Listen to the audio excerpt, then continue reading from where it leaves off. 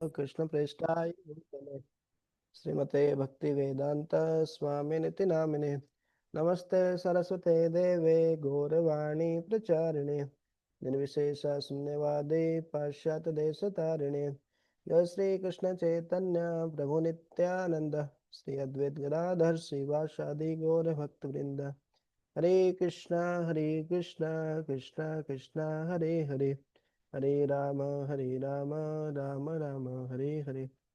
हरे कृष्णा। ग्रंथराज श्रीमद् भागवतम की जय। श्रीमद् भागवतम हमने सबसे पहले भगवत गीता शुरू की थी। उस समय प्लान नहीं था ऐसे भागवतम पढ़ेंगे एक साथ, और भागवतम पढ़ते पढ़ते प्रथम स्कंद भी पूरा हो जाएगा। तो अभी लगभग प्रथम स्कंद भी पूर्णता की ओर है। 18वां अध्याय हम पढ़ रहे हैं, और 18वें अध्याय में हमने 8 नंबर श्लोक तक पढ़ लिया था। पढ़ लिया था कल। तो आज हम पढ़ेंगे 9 नंबर श्लोक से 18वें अध्याय का।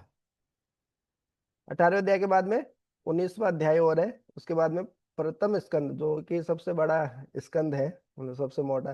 प्रभुपाद जी ने सबसे ज्यादा तात्पर्य दिए हैं इसमें।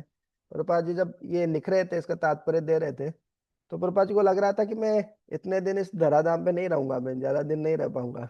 प्रथम स्कंद का कमेंट्री दे दूं, तात्पर्य दे दूं तो ही बहुत है। तो उन्होंने प्रथम स्कंद का बहुत अच्छे से तात्पर्य दिया है, लंबा पूरा समझाया है अच्छे से। तो वही प्रथम स्कंद हम लगभग पढ़ लिए हैं। तो उसमें आगे पढ़ते हैं आज श्लोक संख्या 9 से। हरे हरे कृष्णा, दंडवत प्रणाम। आवाज कट रही है आपकी।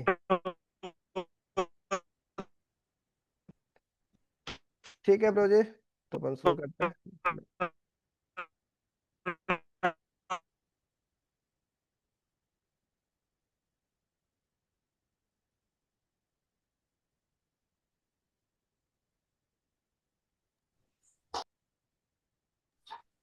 हरे कृष्णा प्रोजी दंडवत प्रणाम। 1 सेकंड प्लीज। यस।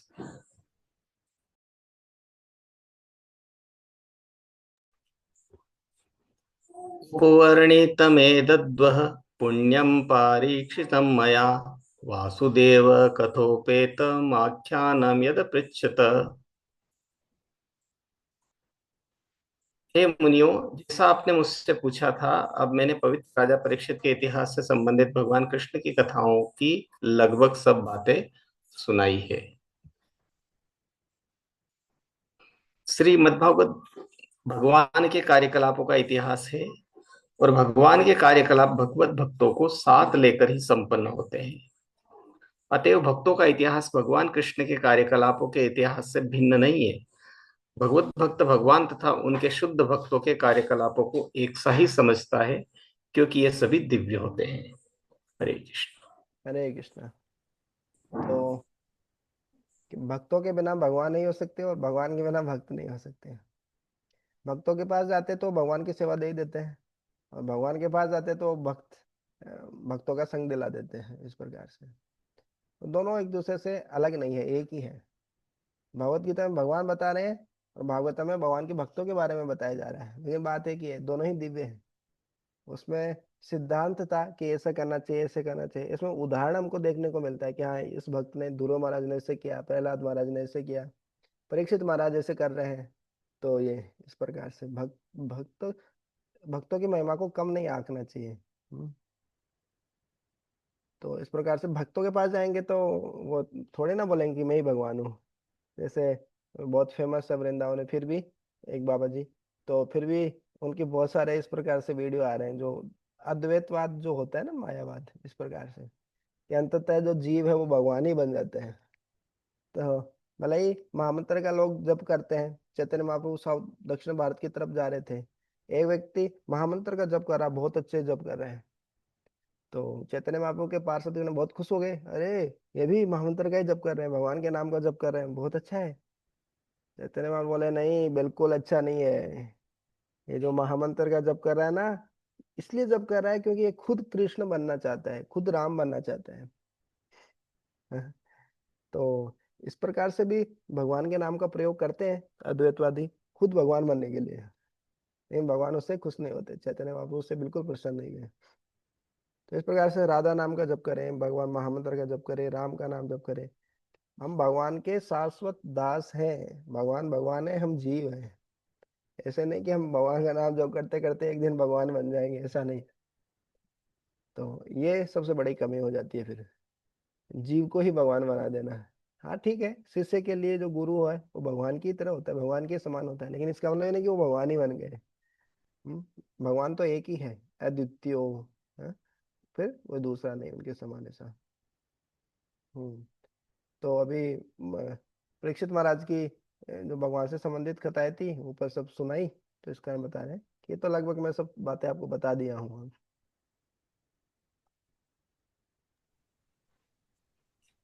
या याः कथा भगवतः कथनीयोरुकर्मणः गुणकर्माश्रया पुंभिः संसेव्यास्ता बुभूषुभिः। जो लोग जीवन में पूर्ण सिद्धि प्राप्त करने के इच्छुक हैं, उन्हें अद्भुत कर्म करने वाले भगवान के दिव्य कार्यकलापों तथा गुणों से संबंधित सारी कथाएं अत्यंत विनीत भाव से श्रवण करनी चाहिए। भगवान श्री कृष्ण के दिव्य कार्यकलापों, गुणों तथा नामों का नियम पूर्वक श्रवण करने से मनुष्य शाश्वत जीवन की ओर अग्रसर होता है।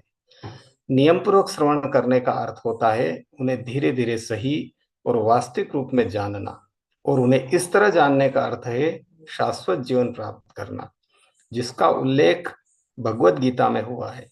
भगवान श्री कृष्ण के ऐसे दिव्य यशस्वी कार्यकलाप जन्म मृत्यु जरा तथा व्याधि के उपचार करने के लिए संस्तुत औषधि है, जिन्हें बद्धजीव भौतिक पुरस्कार समझता है। इस प्रकार जीवन की सिद्ध अवस्था की परिणति मानव जीवन का लक्ष्य है और दिव्य आनंद की उपलब्धि है। हरे कृष्ण।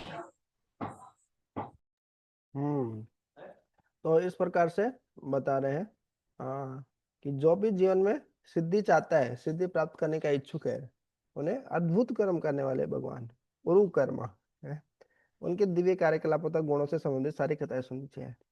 हम बहुत सारी कथाएं सुनते हैं, हमको इधर उधर की बातें करने में मजा आता है, उधर उसने ऐसे किया, ये पॉलिटिक्स ऐसे हुई, वो राजनीति ऐसे हुई, वो शादी ऐसे ही हुई, वो इस प्रकार से बहुत सारी चीजों में रुचि आती है, लेकिन भगवान से संबंधित नहीं है तो फिर उसका फायदा नहीं मिलेगा हमको। हम्म, तो ऐसे जो अद्भुत कर्म करने वाले भगवान है, उनके दिव्य कार्यकलापों तथा गुणों से संबंधित सारी कथाएं अत्यंत विनीत भाव से सुनना चाहिए। भगवान भगवत गीता में बोले, तद्विद्ये प्रणिपातेन परिप्रश्नेन सेवया उपदिश्यन्ति ते ज्ञानम ज्ञानिनः तत्त्वदर्शिनः। तो वो इसमें बताया। हम्म ऋषय ऊचुः सुत जीव समा सौम्य शाश्वतीर्विशदम यश यस्त्वं शंससि कृष्णस्य मर्त्यानामृतम हिना। श्रेष्ठ मुनियों ने कहा, है सौम्य गोस्वामी, आप अनेक वर्षों तक जिए तथा शाश्वत यश प्राप्त करें, क्योंकि आप भगवान श्री कृष्ण के कार्यकलापों के विषय में उत्तम ढंग से बता रहे हैं। हम जैसे मर्त्य प्राणियों के लिए यह अमृत के समान है। जब हम परमेश्वर के दिव्य गुणों तथा कार्यकलापों के विषय में सुनते हैं, तो हमें सदा भगवत गीता 4:9 में भगवान ने खुद ने अपने संबंध में जो कुछ कहा है उसका स्मरण करना चाहिए। उनके सारे कार्य, यहाँ तक कि जब वे मानव समाज में कार्य करते हैं तब भी दिव्य ही होते हैं, क्योंकि वे सब भगवान की आध्यात्मिक शक्ति द्वारा अभिप्रेरित होते हैं, जो उनकी भौतिक शक्ति से भिन्न है। जैसा कि भगवत गीता में कहा गया है, ऐसे कार्य दिव्यम कहलाते हैं। इसका अर्थ यह हुआ कि वे सामान्य जीवों की भांति भौतिक शक्ति के वश में रहकर कार्य नहीं करते हैं और जन्म नहीं लेते हैं। न ही उनका शरीर सामान्य जीवों के शरीर की भांति भौतिक होता है, न ही परिवर्तनशील होता है, चाहे भगवान से या किसी प्रामाणिक स्रोत से। जो व्यक्ति इस तथ्य को समझ लेता है, वह इस वर्तमान शरीर को त्यागने के बाद पुनः जन्म नहीं लेता। ऐसे प्रबुद्ध जीव को भगवत धाम में प्रविष्ट होने दिया जाता है, जहां तक भगवान की दिव्य प्रेममयी सेवा में लग जाता है, जहां वह भगवान की दिव्य प्रेममयी सेवा में लग जाता है। अतएव जिस रूप में भगवत गीता तथा श्रीमद् भागवत में भगवान के दिव्य कार्यकलाप उद्धृत हैं, उनके विषय में हम जितना ही श्रवण करते हैं उतना ही हम उनकी दिव्य प्रकृति के विषय में जान पाते हैं और उतना ही भगवत धाम के पथ पर अग्रसर होते रहते हैं। हरे कृष्ण। हरे कृष्णा। तो कई बार लग सकता है अरे क्या भगवान भगवान हरे कृष्णा करते हैं हम, और कोई काम नहीं किया आपके पास? और भी तो बहुत सारी चर्चा कर सकते हो, घर परिवार का बहुत कुछ तो है, चर्चा करना चाहिए ना। कर सकते हैं, लेकिन उससे हमारा उद्धार नहीं होने वाला है, हमारा शुद्धिकरण में नहीं होने वाला है। ये भगवान की कथाएं लग सकती है, अरे मनुष्य की तरह मक्खन चुरा रहे हैं, अरे ये सब कथा सुनने से क्या होगा? दामोदर लीला, उखल से यशोदा माई उनको बांध रही है, तो इस प्रकार से देखते हैं तो लगता है कि भगवान की ये सब लीलाएं हैं, अरे पता है हमको तो सुनी है? नहीं, ये साधारण लीला नहीं है। भगवान की जो लीला है दिव्य लीला होती है। इनको जितनी बार श्रवण करते हैं, हर साल ही तो दामोदर लीला आती है, पूरे महीने कार्तिक का महीना में भगवान को दीपदान करते हैं, वही दामोदर अष्टकम होता है, वैसे ही दीपदान करते हैं, और वही दामोदर लीला सेम है, वही बताते हैं भक्त लोग भी सुबह सुबह क्लास में भी। लेकिन नव यौवनम से, जैसे भगवान हमेशा नव यौवन लगते हैं, हमेशा युवा लगते हैं, वैसे भगवान की कथाएं भी हमेशा नया नया आनंद आता है उसमें। जैसे भगवत गीता एक बार पढ़ लिया तो ऐसा नहीं कि अरे पढ़ लिया ना, ये तो हो गया ना, पढ़ लिया ना एक बार, तो पढ़ तो लिया लेकिन कितना समझ में आया? तो जितनी बार पढ़ते हैं उतनी ही गहराई में जाते हैं, नया नया उसमें कुछ सीखने को मिलता है, नई नई चीजें, चीजों की अनुभूति होती है उसमें। तो इसी प्रकार से भगवान बोले जन्म कर्म च मे दिव्यम एवं यो वेति तत्वतः त्यक्त्वा देहम पुनर्जन्म नेति मामेति सुअर्जुन। तो भगवान के जन्म और कर्म दिव्य हैं। अरे भगवान का जन्म हुआ, भगवान को भी तो मरे, उनको तीर, वो जरा ने तीर मारी थी, एक शिकारी था जरा नामक, तो उनकी मृत्यु हो गई। ऐसा नहीं है, वो दिव्य है। हमको लग रहा है कि इस प्रकार से हो गया, नहीं, भगवान का शरीर आध्यात्मिक होता है। तो भगवान खुद ही बोले भगवत गीता में ये बात। तो इस प्रकार से हम जितना भगवान के बारे में सुनेंगे, उतना ही हमारी प्रगति होगी आध्यात्मिक में, और भगवत धाम की ओर हमारी ट्रेन जाएगी। अभी हमारी ट्रेन पाप कर्म करने का नरक की ओर जा रही है, टिकट कंफर्म हो गया है, ये पाप कर्म होता ही रहता है हमसे।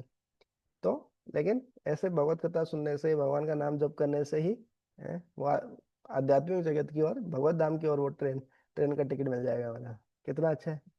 काम वही है बस, थोड़ा सा चेतना को बदलना है। वही भोजन कर रहे हैं, भगवान को भोग लगा के खा लेंगे, प्रसाद हो जाएगा, ऐसा।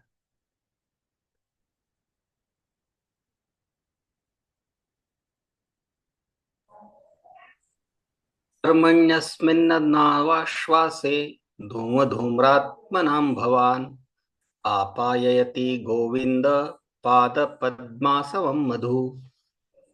हमने अभी अभी इस सकाम कृत्य यज्ञ की अग्नि को संपन्न करना प्रारंभ किया है, और हमारे कार्य में अनेक अपूर्णताएं होने के कारण इसके फल की कोई निश्चितता नहीं है। हमारे शरीर धुएं से काले हो चुके हैं, लेकिन हम भगवान गोविंद के चरण कमलों के अमृत रूपी उस मधु के सचमुच अमृत रूपी उस मधु से सचमुच तृप्त हैं, जिसे आप हम सबको वितरित कर रहे हैं।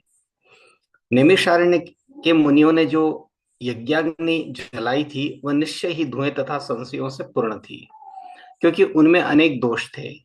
पहली कमी यह थी कि इस कलयुग में ऐसा यज्ञ कार्य संपन्न कराने वाले पटु ब्राह्मणों का नितांत अभाव है।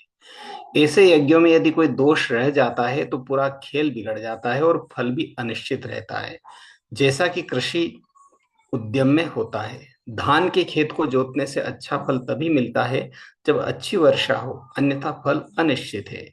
इसी प्रकार से इस कलयुग में भी किसी भी प्रकार का यज्ञ संपन्न कराना अनिश्चित रहता है। कलयुग के निर्लज्ज लोभी ब्राह्मण अबोध जनता को ऐसे अनिश्चित यज्ञों का दिखावा करने के लिए फुसलाते हैं, और उन्हें यह शास्त्रीय आदेश नहीं बताते कि कलयुग में कोई भी सकाम यज्ञोत्सव संभव नहीं, किंतु इस युग में केवल एक ही यज्ञ संभव है, और वह है भगवान नाम का सामूहिक कीर्तन। सूत गोस्वामी एकत्र हुए मुनियों के समक्ष भगवान के दिव्य कार्यकलाप सुना रहे थे, और वे सब इन दिव्य कार्यकलापों के सुनने के फल का अनुभव कर रहे थे। कोई भी इसे व्यावहारिक रूप से उसी तरह अनुभव कर सकता है जिस प्रकार भोजन करके उसके फल का अनुभव किया जा सकता है। आध्यात्मिक अनुभूति इसी प्रकार कार्य करती है। नैमिषारण्य के मुनि यज्ञ की अग्नि से उठने वाले धुएं से कष्ट पा रहे थे, और फल के विषय में भी संशय पूर्ण थे, किंतु सुद गोस्वामी जैसे अनुभूत व्यक्ति से सुनने के कारण वे पूरी तरह से संतुष्ट हुए थे। ब्रह्म वैवर्त पुराण में विष्णु शिव जी से कहते हैं कि कलयुग में लोग विविध प्रकार की चिंताओं से घिरे होने के कारण सकाम कर्म तथा दार्शनिक चिंतन में व्यर्थ ही श्रम करेंगे, किंतु यदि वे भक्तिमय सेवा में लगे तो परिणाम अधिक निश्चित होगा और शक्ति का भी क्षय नहीं होगा। दूसरे शब्दों में भगवान भगवान की भक्तिमय सेवा के बिना आध्यात्मिक साक्षात्कार के लिए या तो भौतिक लाभ के लिए जो कुछ भी किया जाएगा वह फलदायी नहीं हो सकता। हरे कृष्ण। हरे कृष्णा। तो बहुत ही सुंदर श्लोक है कि किस प्रकार से वो यज्ञ करने बैठे थे। हम यज्ञ का मतलब वही समझते हैं कि आग जलाते हैं, यज्ञ कुंड रहता है, उसमें आग जलाई जाती है और उसमें घी डालते हैं, जैसे हम घर पे होम वगैरह ये यज्ञ वगैरह जो करवाते हैं वही यज्ञ। हरि नाम भी करना, भगवान का नाम जप करना भी एक यज्ञ है, संकीर्तन यज्ञ है, वो नहीं पता होता है ऐसे। तो वो जो थे नैमिषारण्य के ऋषि मुनि 80,000 86,000 जो जितने भी थे, तो वो भी इसी प्रकार से यज्ञ ही कर रहे थे, वो जो कि द्वापर युग का था प्रोसेस, वो त्रेता युग का था। तो इस प्रकार से यज्ञ कर रहे थे, लेकिन वो बोल रहे हैं, खुद ही बोल रहे हैं, कुछ ज्यादा फायदा नहीं हुआ ये यज्ञ करके, हमारे धुएं से हमारा शरीर ही काला पड़ चुका है उससे। यज्ञ करते तो धुआं। ऐसे ये घटना आती है जब शिला प्रभुपाद जी विदेश में थे, तो वहां पे कुछ भारत के लोग थे, ब्राह्मण वगैरह भी थे, इस प्रकार से थे। तो वो यज्ञ करवा रहे थे वहां पे शांति के लिए। इस प्रकार से यज्ञ, बहुत सारी झोपड़ियां थी वहां पे, झोपड़पट्टी, इस प्रकार से उसमें यज्ञ करवा रहे थे, अलग अलग यज्ञ कुंड। 88,000 थे, हैं, रोज बदले। तो तो इस प्रकार से अलग अलग झोपड़ी बना के प्रभुपाद जी के समय भी यज्ञ कर रहे थे। तो हुआ क्या कि वो अ, अग्नि में आहुति डालने के कारण, ज्यादा आहुति डालने के कारण ऊपर तक लपटे जा रही थी उसमें यज्ञ की, और जो झोपड़ी थी उसी में आग लग गई। तो बोले शांति के लिए कर रहे हैं, उल्टा आग ही लग गई बोले, इस प्रकार से। तो प्रभा जी बोले कि ये इस कलयुग का प्रोसेस नहीं है, हैं, कि अब शांति तभी मिलेगी जब हरि नाम की बारिश होगी उस पे, तभी वो आग शांत होगी, इस प्रकार से।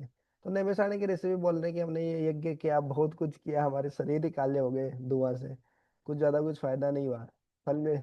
तो ऐसे ही यज्ञ को का प्रारंभ तो किया उन्होंने, लेकिन अनेक अपूर्णताएं रह जाती है, कमी रह जाती है उसमें। जो यज्ञ कराने के लिए जो ब्राह्मण आता है, पहले बात है वही मतलब शुद्ध होना चाहिए, प्रामाणिक होना चाहिए, लेकिन ऐसे प्रामाणिक ब्राह्मण मिलना तो असंभव ही है कलयुग में। हाँ। तो सबसे पहले तो वही, फिर उसके बाद में घी डाल रहे हैं उसमें, आहुति जो डाल रहे हैं वो भी शुद्ध होनी चाहिए। अब शुद्ध घी मिलना, शुद्ध आहुति आहुति मिलना, देसी गाय का घी, तो ये सब चीजें मतलब लगभग प्रैक्टिकली व्यवहारिक रूप से असंभव ही है, इस प्रकार से। तो तो फिर क्या करें, तो फिर जो कलयुग का जो अ, युग धर्म जो है वो है हरि नाम संकीर्तन, भगवान की लीलाओं के बारे में श्रवण करना, गीता भागवत पढ़ना, भगवान का नाम जप करना, यही तो यज्ञ है। तो फिर वो 88,000 जो ऋषि मुनि थे, वो बोल रहे हैं, लेकिन हम भगवान गोविंद के चरण कमलों के अमृत रूपी उस मधु से सचमुच तृप्त है। हाँ, भगवान की कथा सुनकर, भगवान के जो चरण कमल है वो शहद के समान है, जिसपे सारे ऋषि मुनि, सब बड़े बड़े ऋषि, सब लोग उसे आकर्षित होते हैं, उस मधु का आस्वादन करना चाहते हैं, शहद का आस्वादन करना चाहते हैं। जैसे मक्खी, मधुमक्खी होती है, वो भ्रमण शहद के चारों ओर भटकती रहती है, उसी प्रकार से शहद का आस्वादन करने के लिए, उसी प्रकार से सारे भक्त जन, ऋषि, बड़े बड़े संतगण, सब भगवान के चरण कमलों की अभिलाषा में रहते हैं कि हाँ, उस चरण कमलों की शरण मिल जाए भगवान की, इस प्रकार से। क्यों? क्योंकि सारे मधु, उस मधु शहद का आस्वादन करने से बहुत तृप्त हो जाएगा व्यक्ति, शाम है। जैसे शहद शहद खाने के बाद अच्छा लगता है ना, है? और विशेष रूप से जो मधुमक्खी होती है, उसको तो शहद ही उसका जीवन है? तो ऐसे जो भगवान की कथा है वही तो शहद है। तो उससे व्यक्ति को आत्मा को तृप्ति मिल जाती है, मन शांत हो जाता है, इधर उधर की राजनीति करते हैं, बुराई करते हैं, चुगली करते हैं, तो मन बहुत कलुषित हो जाता है, ऐसा।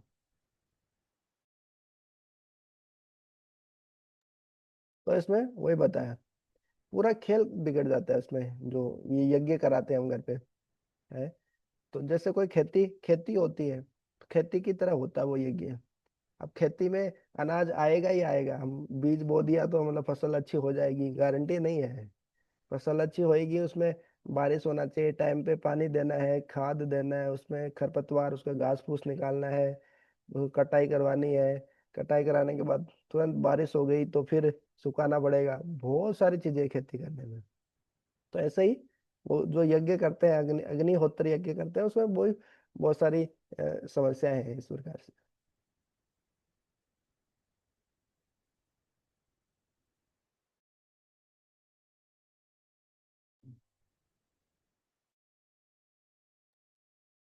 फिर आगे ये भी बताया, ये भी भागवत में आएगा, 11वें स्कंद का श्लोक है ये।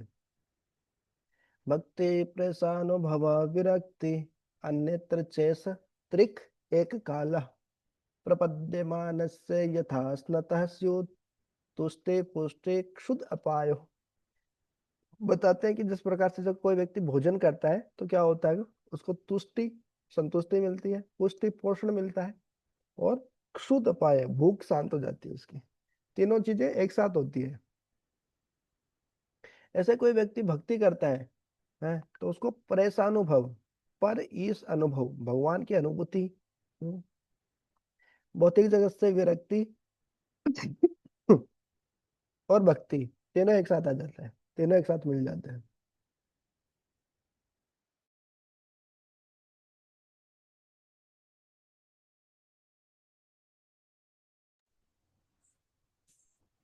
यामलवे नापि न स्वर्गम ना पुनर्भवम भगवत संगे संगस्य मर्त्यानाम किमुताशिष।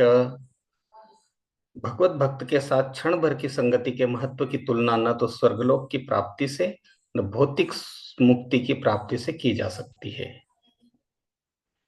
तो फिर उन सांसारिक वरदानों के विषय में क्या कहा जाए जो भौतिक संपन्नता के रूप में होते हैं और मृत्युओं के लिए हैं।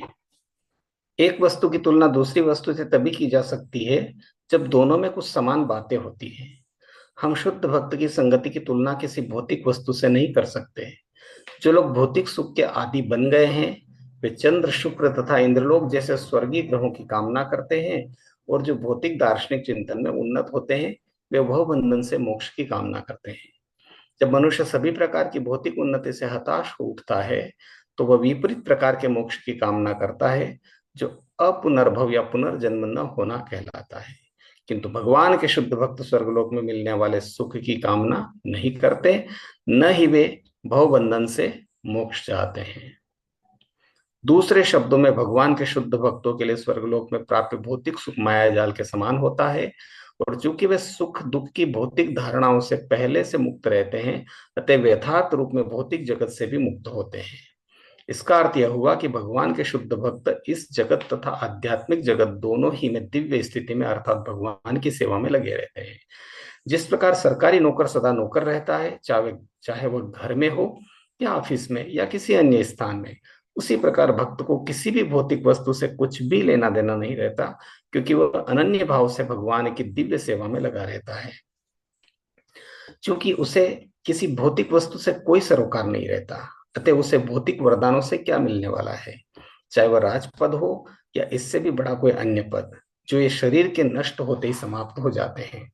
भक्ति में सेवा शाश्वत है, इसका कोई अंत नहीं होता, क्योंकि ये आध्यात्मिक होती है। अतः चूंकि शुद्ध भक्त की निधियां भौतिक निधियों से भिन्न होती है, अतः दोनों की तुलना नहीं है। सुत गोस्वामी भगवान के शुद्ध भक्त थे, अतएव नैमिषारण्य के ऋषियों के साथ उनकी संगति अद्वितीय है। भौतिक जगत में निपट भौतिकतावादी की संगति गर्हित समझी जाती है। भौतिकतावादी को योषित संगी कहा जाता है, क्योंकि उसकी आसक्ति भौतिक मायाजाल अर्थात स्त्रियों तथा अन्य साज सामान से होती है। ऐसी आसक्ति आबद्ध है, क्योंकि इससे जीवन के वरदान तथा संपन्नता दोनों दूर चले जाते हैं। इसका बिल्कुल उलट है भागवत संगी, जो सदैव भगवान के नाम यश गुण आदि की संगति में रहता है। ऐसी संगति सदैव वांछनीय है, पूजनीय है, प्रशंसनीय है, और इसे जीवन का सर्वोच्च लक्ष्य माना जा सकता है। हरे कृष्ण। हरे कृष्ण। तो बहुत ही महत्वपूर्ण श्लोक है ये। भगवान के भक्तों के संघ का क्या महत्व है, भक्त संघ का क्या इम्पोर्टेंस है। हाँ, कोई पूछे कि अरे क्या आप भक्तों के संग से क्या मिलेगा, तो बड़े लोगों का संग करो, कुछ बड़े पद पे पहुंचोगे आप, ये होगा वो होगा, इस प्रकार से। लेकिन भक्तों का संग क्या होता है, ये श्लोक याद कर सकते हैं, बहुत अच्छा है। तुलयाम लवेन अपि, तुलया मतलब तुलना करना, लवेन मतलब लव मात्र भी, है ना। जैसे समय के बहुत सारे मानदंड होते हैं ना, क्षण होता है, लव होता है, और इस प्रकार से जैसे मिनट है, सेकंड है, घंटा है, उस प्रकार से ये छोटी राशियां हैं। लवेन अपि लव मात्र है। साधु संग, साधु संग साधु संग साधु संग सर्व शास्त्र का ही, लव मात्र साधु संग सर्व सिद्धि हो।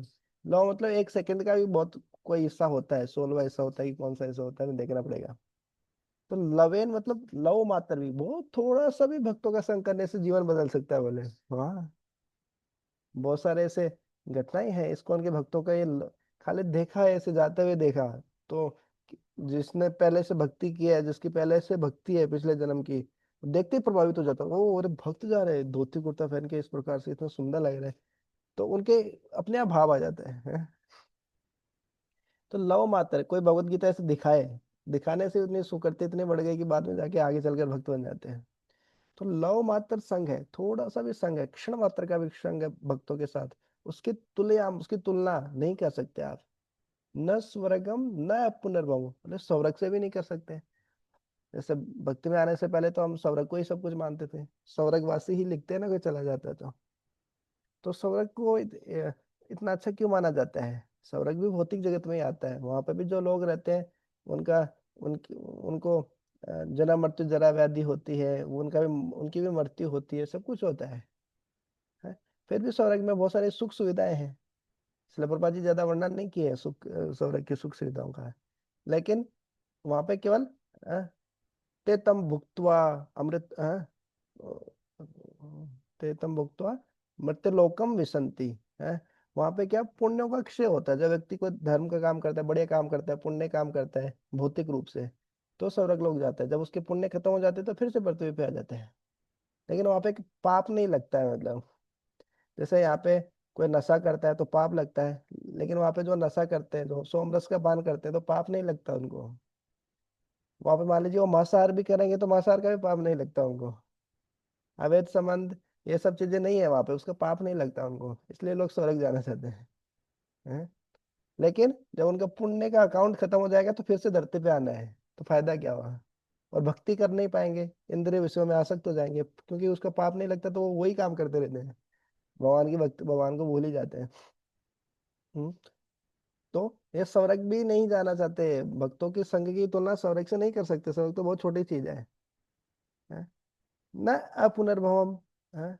अपुनर्भव मतलब फिर से जन्म नहीं होना। जैसे कोई ब्रह्म ज्योति में मिलना चाहता है, इस प्रकार से मुक्ति चाहता है, तो उससे भी नहीं कर सकते भगवान के भक्तों की तुलना है। भगवत संगी संगत से, भगवान के जो संगी है उनका संग, मर्त्या नाम किम उत आशीष है। मर्त्या नाम, इस मर्त्य जगत में जो कोई है, हर कोई मरेगा, मतलब कोई बच नहीं सकता, जो भी आया सबको मरना ही है।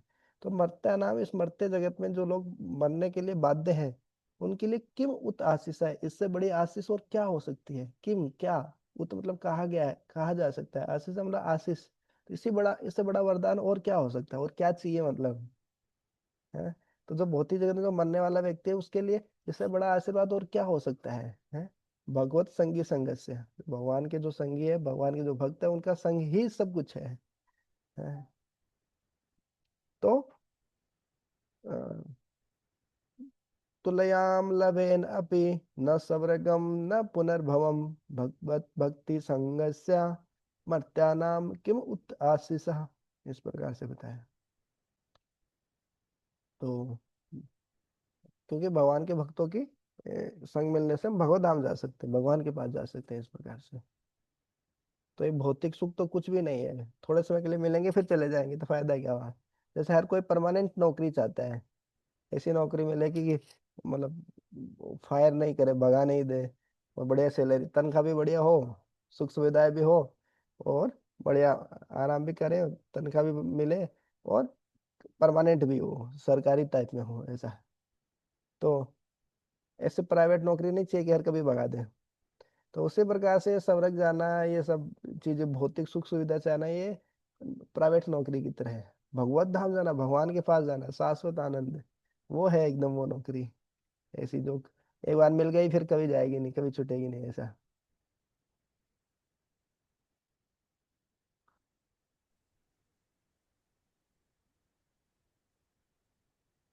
हम्म। तो वो नैमिषारण्य के ऋषि है, वो यही बता रहे हैं, जैसे बताया कि ये सब आपने भगवान के चरणों के जो मधु है उसका आस्वादन करा दिया हमको, तो अब क्या चाहिए हमको।